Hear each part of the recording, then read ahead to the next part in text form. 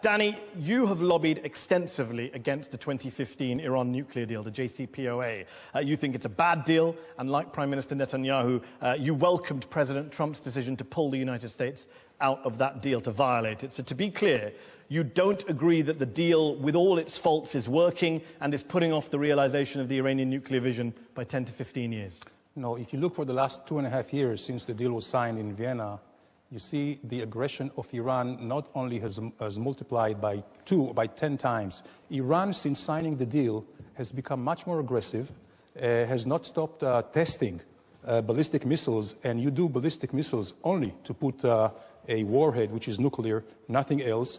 And the deal itself is not actually neutralizing the capabilities of Iran. It just supposedly suspends it. And so people who say the Iran deal has neutralized a major threat to the world, they're wrong. Absolutely. That's the former head of Shin Bet, Israeli intelligence, Carmi Gillen. You're right. Maybe they were just... And the quote I said earlier about, with all its faults, it's working, it's putting off realization of the Iranian nuclear vision. Do you know who said that? Probably. The head of Israel's military, General Gadi Eisenkot. So what do you know that the head of Israel's military and the former head of its spy service don't know? And guess what? Why is it that the head of Israel's military, the former head of Shin Bet, the former head of Mossad, your spy agency, the former head of Israeli military intelligence, the former head of Israel's Atomic Energy Commission, the chair of Israel's space agencies, your country's top military, defense, intelligence, nuclear experts are saying the deal's a good deal, it protects Israel, it protects the region, it protects the world? Well, why should we ignore all of them and trust you, Benjamin Netanyahu, and Donald Trump? They do not say it's a good deal. He said it's the situation may be better than before. In 1992, your Prime Minister said Iran was 3 years away from building the nukes.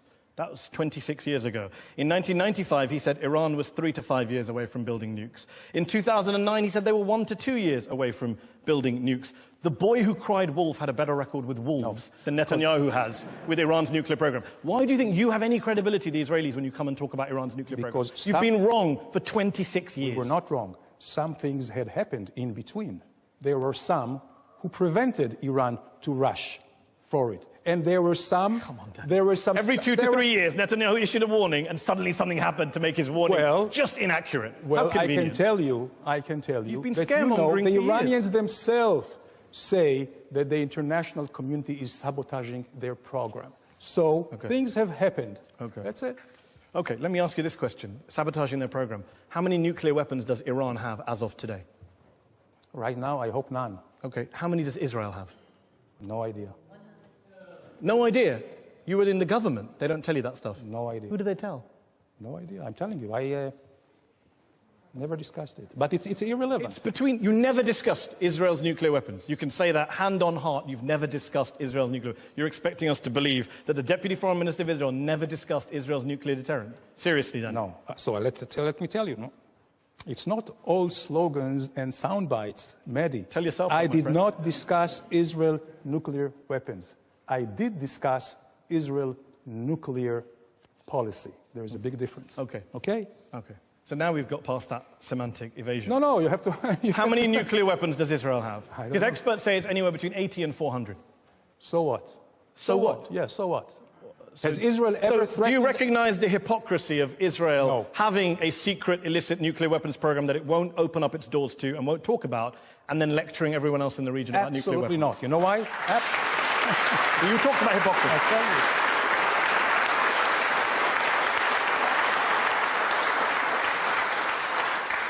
So let's start with the legal and formal.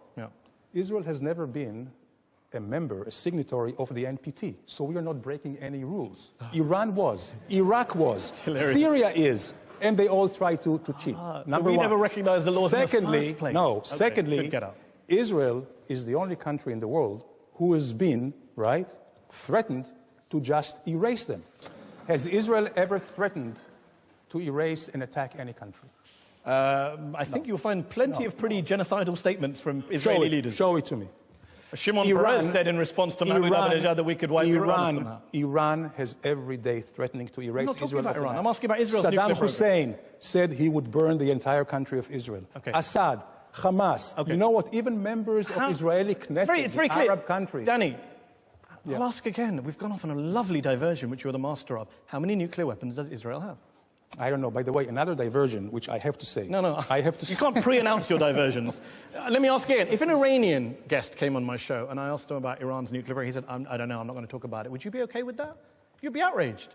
Of course and I yet would you be. sit here as a former Of course I minister of would the be, Israeli because- government saying, oh, I Of don't know, course never would talked about be, nukes with anyone. Because there was like 16 United Nations Security Council resolutions against Iran. And there is was a against Israel. signatory And there is the against Israel as None well. About About your nuclear issues? program? No. Yes, there is. UN So- Resolution 487. Let me read it to you. The UN Security Council in 1981 says, calls upon Israel urgently to place its nuclear facilities under the safeguards of the IAEA. Why haven't you done that? Because I'll tell you all why. Because we want to live and survive. This is the only reason. Okay. Live and survive. But you are Just defying a think about UN it. Security Council resolution on your secret Live nuclear and weapons program. survive. That's it. Okay, Avi Schleim, when Danny talks about the threat from Iran, do you recognize that language? How big a threat, in your view, is Iran to Israel today? Iran is not an existential threat to Israel, but it is a strategic threat. Now, let's compare the records of these two countries. Iran has never attacked a neighbor. Israel has repeatedly attacked its neighbors. Iran signed the Non-Proliferation Treaty. Israel has refused to sign. Iran submits to inspection by the International Nuclear Energy Agency. Israel refuses to submit. Iran has no nuclear weapons. Israel has between 75 and 400 nuclear weapons. So Israel poses an existential threat to Iran. Now, Okay. no. Okay, briefly, and then